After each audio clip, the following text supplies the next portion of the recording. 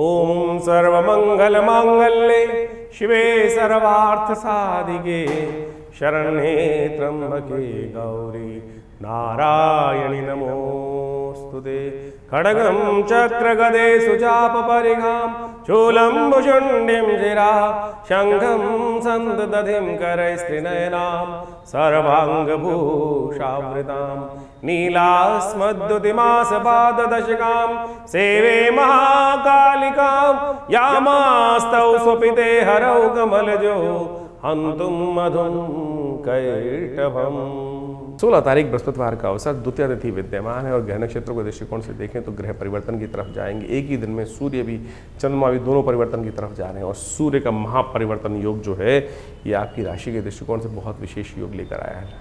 लाभ स्थान में सूर्य का जाना, बृहस्पति के साथ योग बनाना, बृहस्पति के साथ सूर्य का योग बनना एक बहुत अच्छी स्थिति मानी जाती है और ऐसे में इस ग्रहों के दृष्टिकोण से ऐसा योग बन सकता है कि बृहस्पति सूर्य का यहाँ जाना आपकी राशि के दृष्टिकोण से बहुत महत्वपूर्ण रहेगा। आप सही काम करना चाहेंगे, सही मार्ग को पकड़ना चाहेंगे, लेकिन केवल सही कर लेने से काम नहीं होता है। चाणक्य नीति का उपयोग करना चाहिए, बुद्धि का उपयोग करने का प्रयास करना चाहिए। आपकी मनोमस्तिष्क विचार ऐसा रहेगा इस वक्त, ये बुरे कामों से दूर रखने का प्रयास, यही सबसे ज़रूरी भी है। लेकिन कहीं ना कहीं इस वक्त बृहस्पति का अस्त होना, सूर्य का यह परिवर्तन करना, ये कहीं ना कहीं आने वाले 20-25 दिनों में कहीं ना कहीं परिवार को कष्ट देने का योग, आपके घर के लोगों को कष्ट देने का योग बना सकता है। तो इसके लिए ध्यान रखने की आवश्यकता है। आपकी ईमानदारी में कोई प्रश्न नहीं उठा सकता। इस वक्त आपकी राशि के दृष्टिकोण से ऐसा बना हुआ है योग। सुख सुविधाओं को प्राप्त करने का योग बिल्कुल विशेष रूप में बनता दिखाई दे रहा है, लेकिन बृहस्पति का यहाँ जाकर अस्त हो जाना ये एक विचारणीय विषय ज़रूर रहेगा। आपको खास तौर पे कुछ उपाय विशेष तौर पे करने का प्रयास करना चाहिए इन 20-25 दिनों में। सूर्य का यह परिवर्तन सबसे बढ़िया तो ये रहेगा कि आप कुछ तांबे के बर्तन, लोटे इत्यादि लेकर किसी देव मंदिर में दान करने का प्रयास कर लीजिए। किसी मंदिर में दान कर देंगे, ये बड़ा ही श्रेष्ठ योग आपकी राशि के दृष्टिकोण से बनता दिखाई देगा। और विशेष तौर पर बड़े लोगों का साथ अवश्य दीजिएगा, बड़े लोगों का सम्मान अवश्य करने का प्रयास कीजिएगा।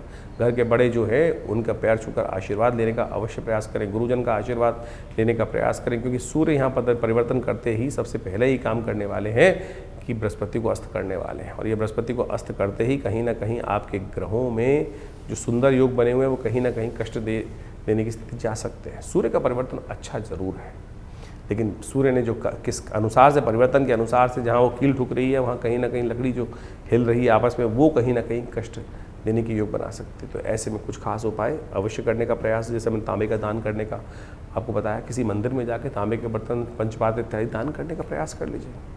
हो सके तो एक काम और कर सकते हैं आपकी राशि के दृष्टिकोण से, इस वक्त सूर्य का मंत्र गायत्री जप नित्यप्रति करें। 108 बार नित्यप्रति गायत्री जप करना भी आपके लिए कल्याणकारी रहेगा। 16 तारीख को जो सूर्य ने परिवर्तन किया है, सूर्य महाराज जो बुध के घर से निकल कर चंद्रमा के घर में प्रवेश कर रहे हैं और उस दिन ग्रहों का परिवर्तन जो साफ साफ दिखाई दे रहा है, सूर्य के परिवर्तन के साथ साथ बहुत विशेष ग्रहों का योग बनता दिखाई दे रहा है। इस दिन यदि देखा जाए ग्रहों के परिवर्तन का योग जिस प्रकार का है कि सूर्य के साथ चंद्रमा, बृहस्पति सब विराजमान होकर एक साथ ही सूर्य का स्वागत करने के लिए तत्पर हो रहे हैं। और ऐसे में सूर्य कुछ नया योग बनाकर बहुत बढ़िया से कुछ न कुछ स्थितियों को परिवर्तन करने के लिए अपना पुरजोर प्रयास करता दिखाई देगा। सूर्य जब परिवर्तन की तरफ जाते हैं, सूर्य जब उगते हैं, तो कहा जाता है कि सब चीज़ों को अस्त कर देते हैं। इन दिनों सूर्य के साथ जिस राशि में जा रहे हैं सूर्य, वहाँ उच्च के होकर बृहस्पति पूर्ण प्रकाश के साथ विद्यमान थे, लेकिन वो भी सूर्य के परिवर्तन के साथ साथ अस्त होने की स्थिति में चले जाएंगे।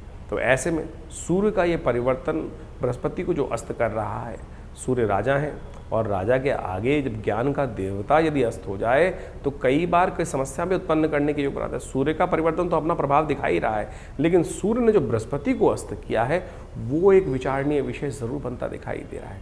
25 दिन तक करीब बृहस्पति अस्त रहेंगे ऐसे में, और ऐसे में सूर्य बृहस्पति की युति के साथ जो बृहस्पति का अस्त होना है वो कहीं ना कहीं विचारणीय है और उसको ठीक करने का लगातार आपको कार्य करने का प्रयास करना चाहिए। देव योग से इस समय में जब ये सूर्य परिवर्तन की तरफ जा रहे हैं, ऐसे में गुप्त नवरात्रि का योग बनकर तैयार हो रहा है और आगे सावन का महीना भी आने वाला है, गुरु पूर्णिमा आने वाली है। तो यानी आप यदि अध्यात्म का सहारा लेने का प्रयास करें तो ये बृहस्पति जो आध्यात्मिक देवता हैं उनके अस्त होने का प्रभाव निष्क्रिय हो सकता है। नहीं तो कहीं ना कहीं बुद्धि का बल अस्त होने के योग बनाएगा ये ग्रह, ये सब ग्रहों का योगा योग चल रहा है, तो इस समय में आपको कुछ खास उपाय, एक सबसे बड़ा उपाय जो करना चाहिए वो तो नित्यपति भगवान सूर्य का दर्शन कर कर उनको अर्घ देने का प्रयास कीजिए। नित्यपति भगवान सूर्य के मंत्र का जप करें, ओम घृणी सूर्य आदित्याय नमः।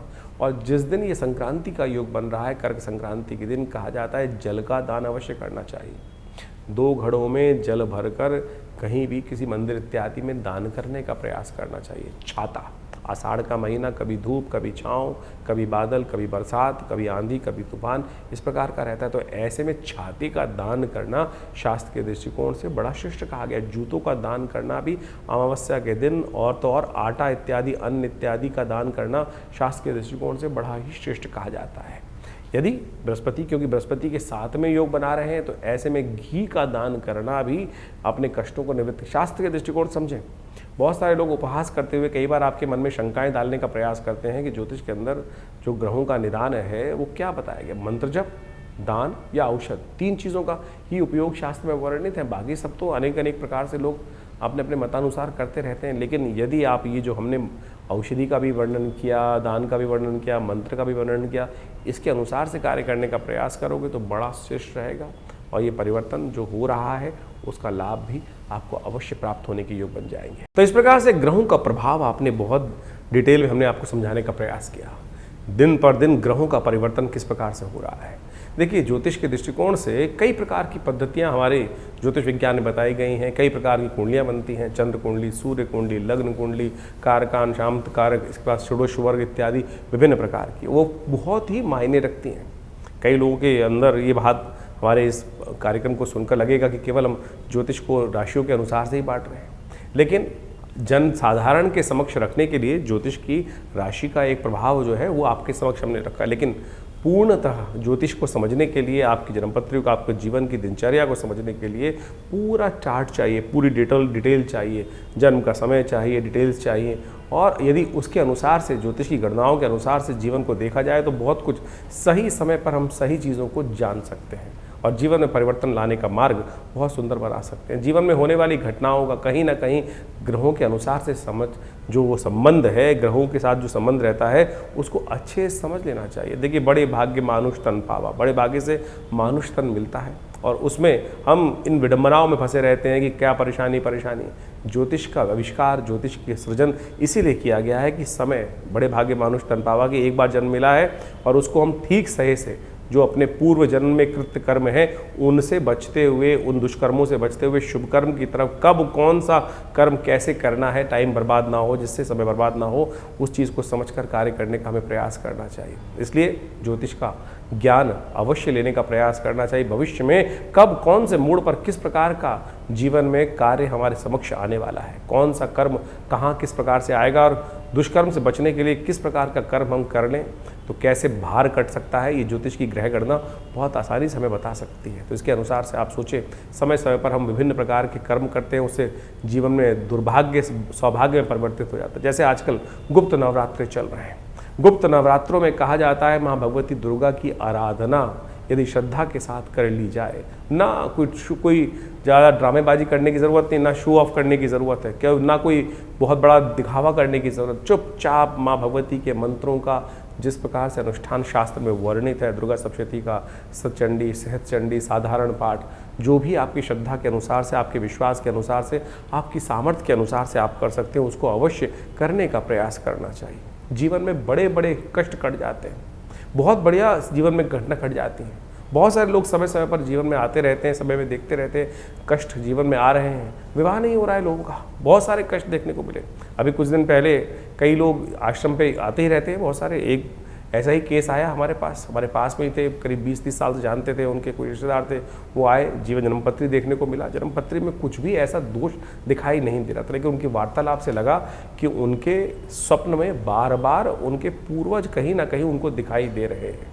तो हमने कहा एक काम करें, गायत्री का आप जप करें, गायत्री का 1.25 लाख जप करें, अनुष्ठान करें, गायत्री का 1.25 लाख जप कर कर अपने पितरों के निवृत्ति के लिए, जो कहा जाता है कि ऋण मुक्ति के लिए ये कार्य सबसे श्रेष्ठ है, उसको करें।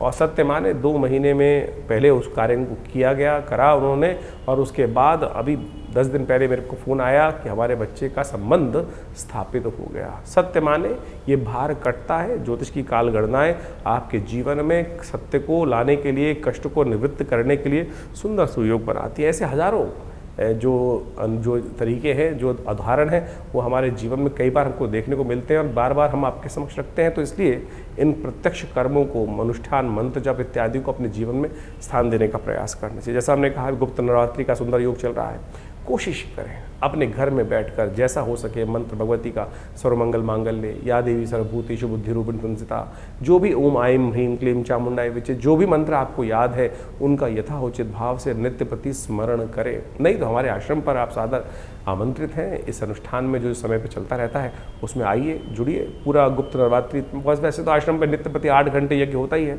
हर रविवार को सामूहिक यज्ञ भी होता है, लेकिन समय समय पर जो ये बड़े बड़े उत्सव आते हैं, गुप्त नवरात्रि, शारदीय नवरात्रि, चैत्री नवरात्रि, और उसके अलावा अभी सावन का सुंदर सुयोग आने वाला है।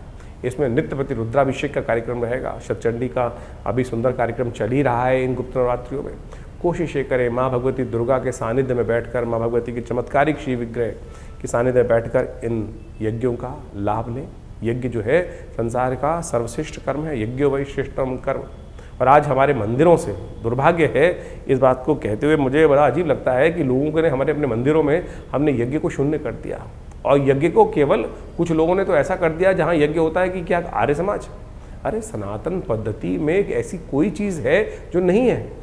लोगों ने, विभिन्न मतों ने, विभिन्न पंथों ने एक छोटी छोटी भाग सनातन का लेकर अपना बना लिया और उसको इस प्रकार से उपस्थित करने का प्रयास किया।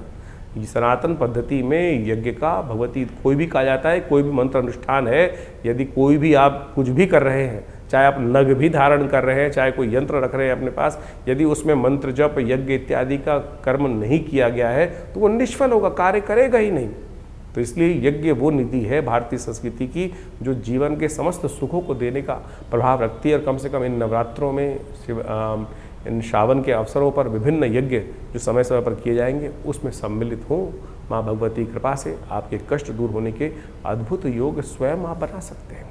और हमने इन सब विधानों को बहुत सारी अपनी पुस्तकों के माध्यम से जगह जगह बताया भी है, तो आप उन पुस्तकों को पढ़ सकते हैं और अपनी समस्याओं का निदान भी जान सकते हैं। आश्रम से प्रकाशित विभिन्न पुस्तकें जो आपको दिखाई जा रही हैं, उन सब में आप कोशिश करें, पढ़ें, उन सबको समझें और आश्रम में भाग ले सकते हैं विभिन्न कार्यक्रमों में।